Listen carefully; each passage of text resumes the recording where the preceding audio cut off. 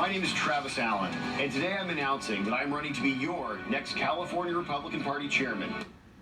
After a less than successful Republican effort in the midterm elections, California State Assemblyman Travis Allen says it's time to bring in new conservative energy and, quote, take back the state. Allen announced his run for California's Republican Party chair, saying the conservative movement in the Golden State is at its lowest level since the 1800s.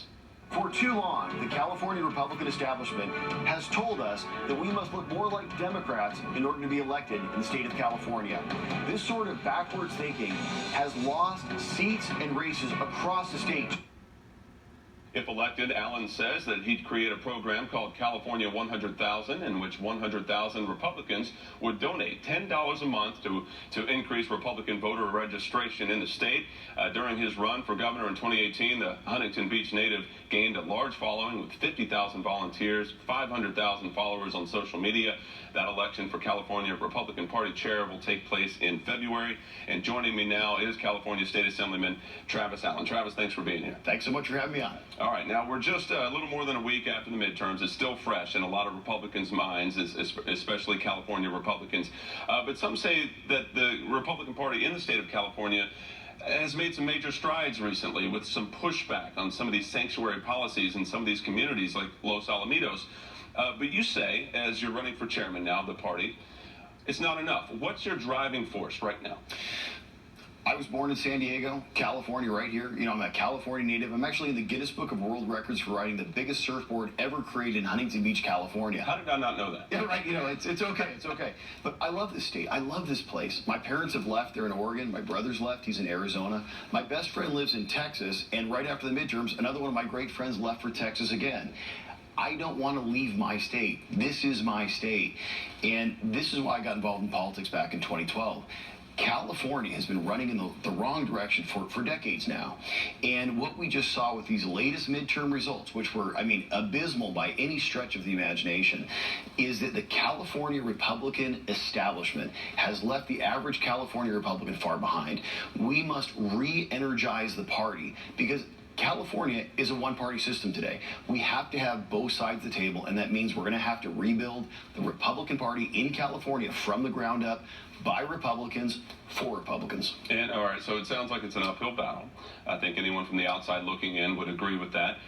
You say in your announcement there that we played that the Republican Party has not, and the conservative movement has not been this depleted in California since the 1880s. What's the history there? How did you come up with that? Where's that from?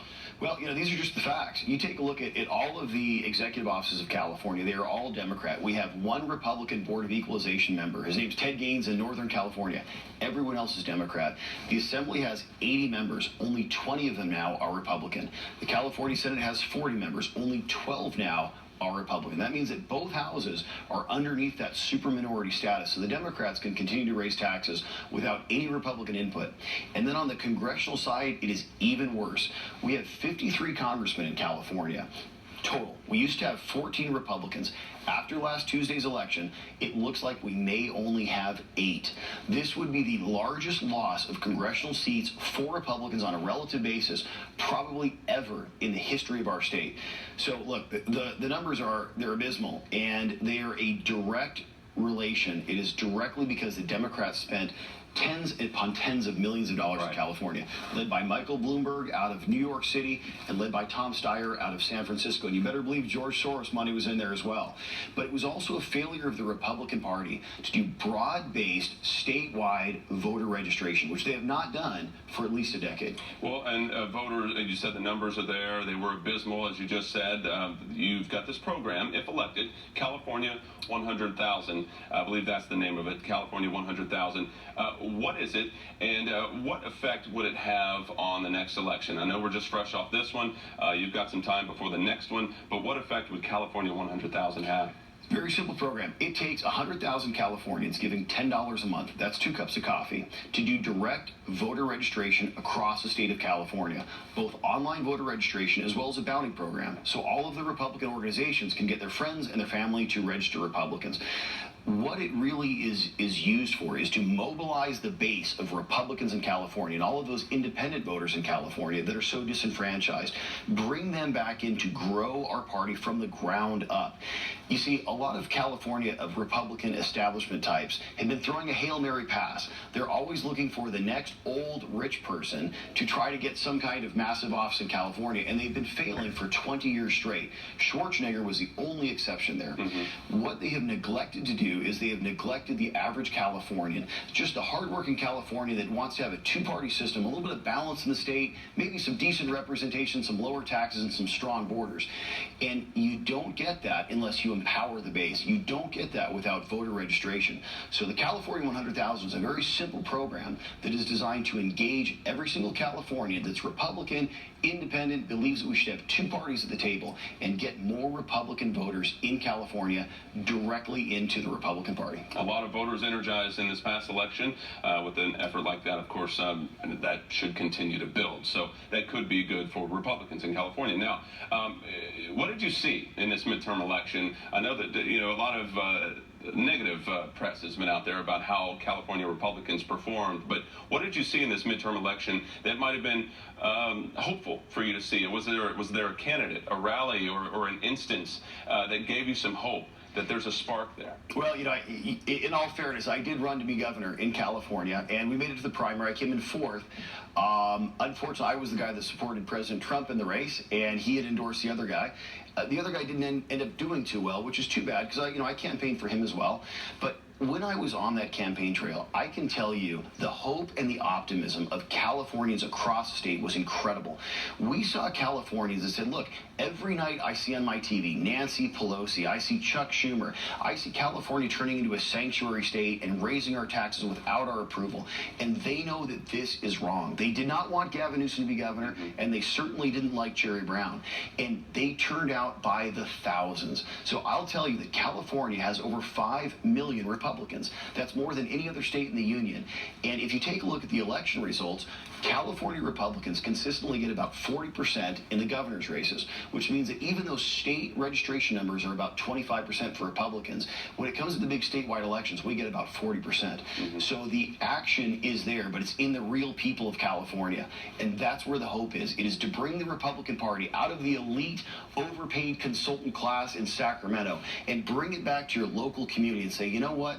If you want to make your street better, if you want to make your schools better, your city, your county, your state, it starts with you. It starts with your own engagement, your own action, and this is how we build up from the ground. A couple more quick ones here. If elected Speaker of the House on the Democrat side by her colleagues, Nancy Pelosi, California Congresswoman, if she's elected Speaker, how does that affect your efforts as you run for this chairman of the Republican Party? There's got to be some influence there once she's back, with the reins there on Capitol Hill. Absolutely. Look, if Pelosi becomes Speaker, it only galvanizes Californians to fight even harder. Because if you take a look at California, the whole state is run out of it's run out of San Francisco. You have Gavin Newsom, Willie Brown, Jerry Brown, Kamala Harris, Nancy Pelosi, Boxer Feinstein, all of them from the Bay Area. And they're all of these coastal liberal elites that want to have one set of rules for them and one set of rules for the rest of California. Californians are not in agreement with the policies of Nancy Pelosi and the San Francisco liberal elites. Right. So I got to tell you, Nancy Pelosi gets that speaker seat, it will probably be a gift in disguise for Republicans because it will give us a rallying point to fight against, and it will galvanize not just turnout, but voter engagement, voter registration, everything that we need to do the hard work to rebuild our party from the ground up. Well, the president will be in California. He didn't rally in California before the midterm elections, but he is here tomorrow to meet with the many people who have been affected by the wildfires that are happening in northern and southern California. That's not a political trip for him. It's not political for anyone, or at least it should not be. If you could sit down with the president tomorrow, if you could just meet him and look him right in the eye, what would you tell him after this mass shooting in Thousand Oaks a couple weeks ago, a week and a half ago, after the loss of life in these fires? What would you tell the president about the spirit of Californians? I would tell him that we have an incredible state. We have the most diverse state of 40 million people. We have some of the very best industry, some of the very best geography, some of the very best people in the United States. The problem is that in California, you take a look at all of these areas, whether it's in the north with, all of these wildfires that we're seeing, whether it's across gold country where, you can't do mining or oil or anything like this, whether it's across the Central Valley where they starve them for water. And I would say, Mr. President, talk to the California people. Allow them the ability to make money with their own natural resources. Allow them to actually use their land for what it was intended for. 139 million dead trees in the forest could have been cleared out by a healthy timber industry. Unfortunately, that's been stopped by the extremist environmentals. Right. And what that has given us now is these out-of-control wildfires. But it's not just the wildfires. It goes on to water in California. It goes out to oil in California. And this is one of the strongest states. Unfortunately, due to the actions of one political party, our ability to effectively be self-sufficient in the state has been hampered time and again. But I'll tell you, the fighting force of California, the spirit of the state is incredible. As many people as leaving, there are still a ton of great people here. This is our state. It belongs to us. And that's why I'll tell you, it's about time we take it back. All right, finally, what's next? We've got your website here, jointravisallen.com. What's next? The election, again, is in February. Yes, absolutely. So what we're doing is there's about 1,400 delegates to the Republican Party. We have already contacted all of them. As you know, I have 50,000 volunteers across the state. I have 500,000 followers on social media. You can find me on Facebook at Join Travis Allen or Twitter or Instagram. But what it really is getting the message out to everybody in California that if you want this state to actually have two functioning political parties, if you want to have both sides at the table so you actually get some balanced government, you must have a strong, vibrant, viable Republican Party. And that starts in your local community. It starts with your community organization. It starts with your voter registration. And you better believe it starts with your Republican Party, built by the ground up, with Travis Allen as your new chairman, and every single Californian having a voice and everyone having a say. All right, Travis Allen running for Republican chairman for the state of California. As always, thank you so much. Thanks so much, Patrick. All right.